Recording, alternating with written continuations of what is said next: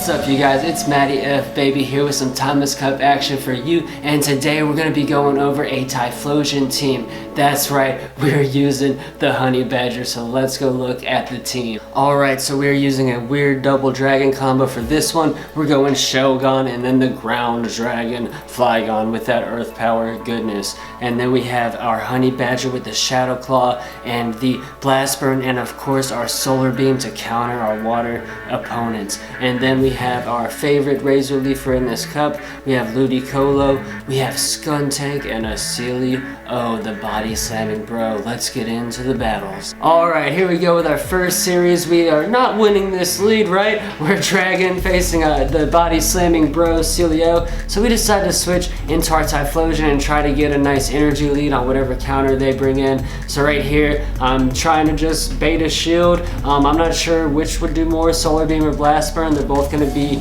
double resisted, but imagine Solar Beam will still do a decent chunk because it's just such a hard hitting move. And the same with Blast Burn. I mean, it just hits so hard even when resisted, but this is immunity to resistance, so it would have been cool to see how much it hurt the Kingdra, but didn't get a chance to see that there. We bring back in our Shogun, hoping to just, down this Kingdra real quick. We have gotten both shields from our opponent. I consider just trying to farm down, but I don't want to lose a bunch of my HP off of the fast moves of the Kingdra, because those fast moves, they hurt. Our Dragon types want no part of other Dragon type moves. Yeah, it's the battle of the Dragons this cup.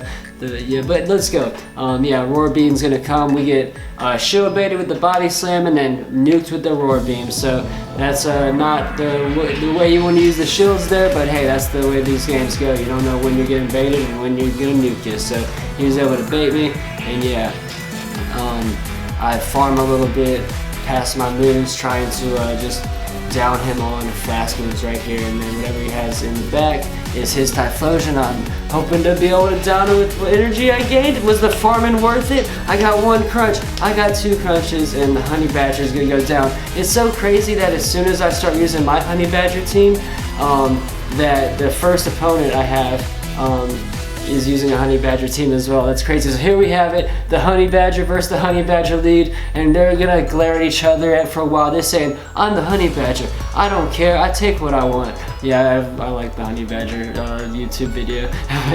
But we're both lagging here a little bit. And right here, I'm wondering if I should shield. I know it's gonna hurt, I don't think it's gonna KO. I'm like, you know what, I wanna see exactly how much damage it does.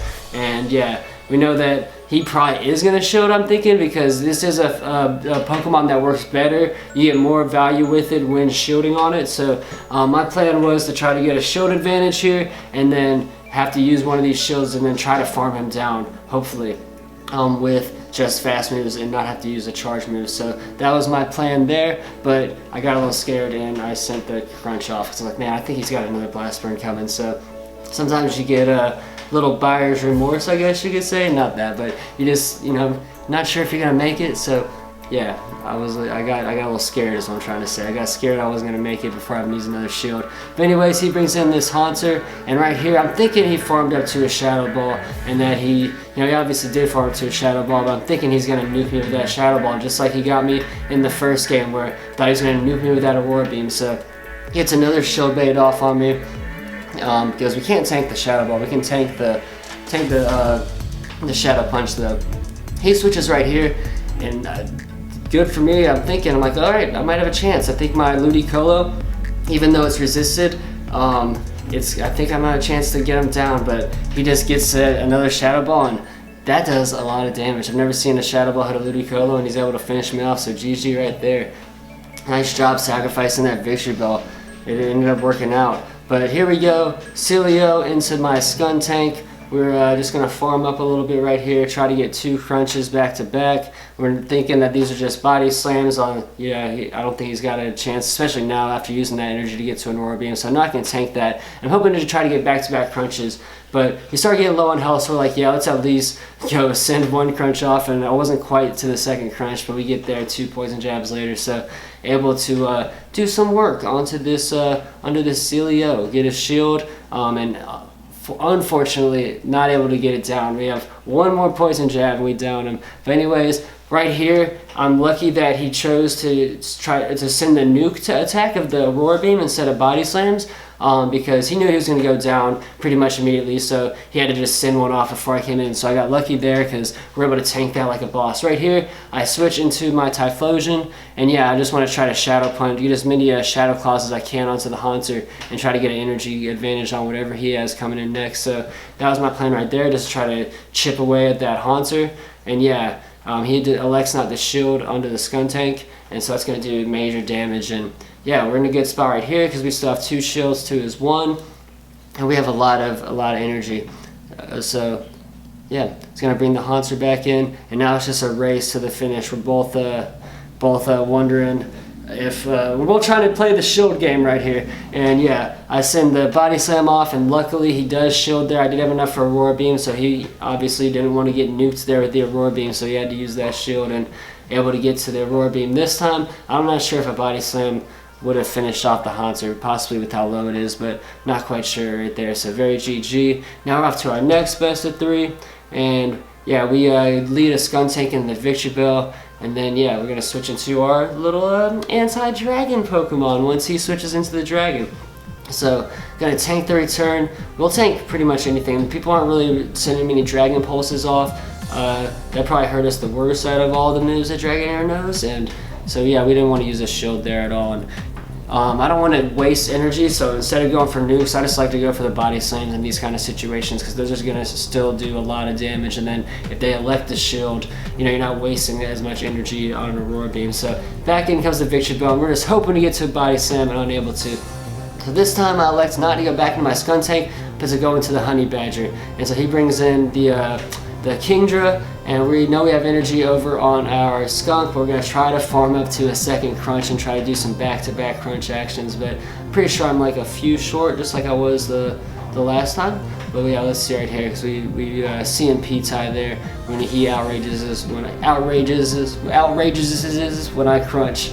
Yeah, he does outrage. So yeah, we did need one more poison jab to get to a crunch, and we're able to take both shields from the Kingdra.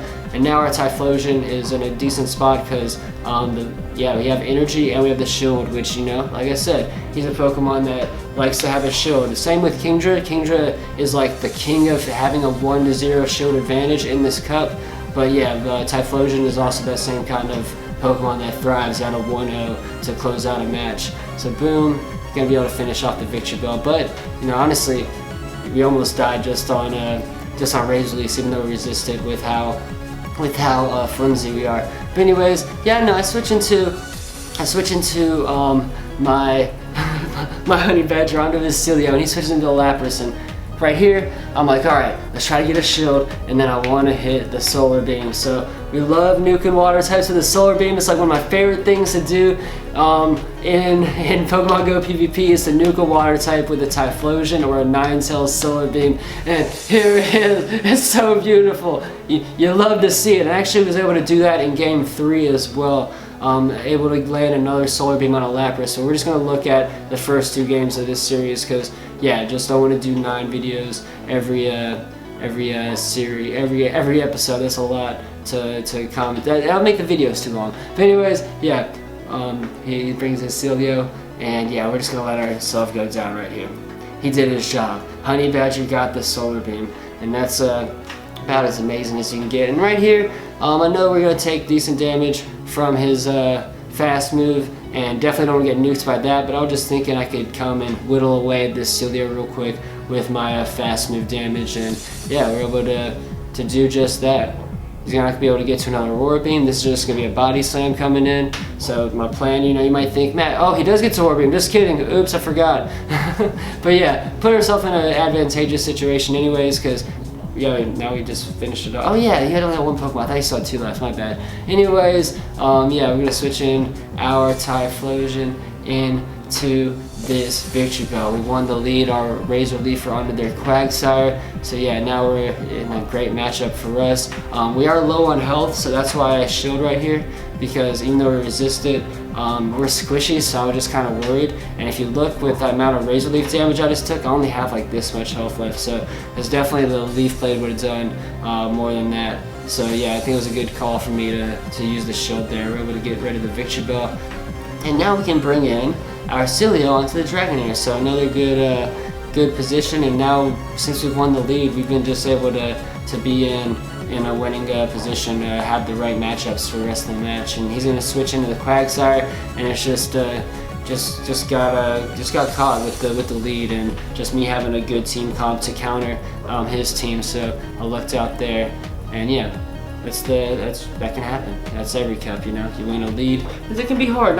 It's not always like you automatically lose, obviously, but it can be hard to come back from if the opponent has the right Pokemon to mess with you. So I just happened to have the right Pokemon, and instead of sending the Body Slam there and taking his shield, I just want to down him with fast moves. So, all right, now we have Celio into Charizard, and even though we are sitting neutral with our fast move and with our nuke option of Aurora Beam, yeah, our Body Slam's as neutral, it's going to do a lot of damage because Charizard, like the Honey Badger Typhlosion, is very flimsy.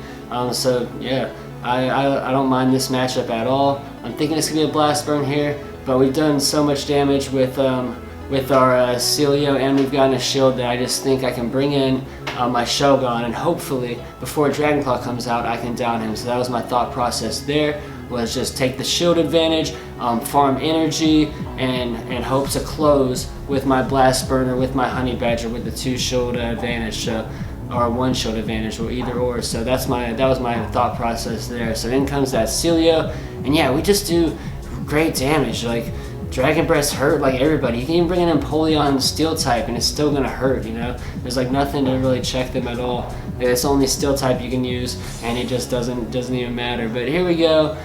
We have this Celio. They're gonna have 2 Body Slams ready to go, and because I'm worried that there's something like something that can hurt me in the back with fast moves, I like to use both my shields there so that I don't accidentally get Razor Leaf down. So yeah, we actually go like 1 fast move past the Blast Burn. We know that we have this one, and I just, boom, Blast Burn.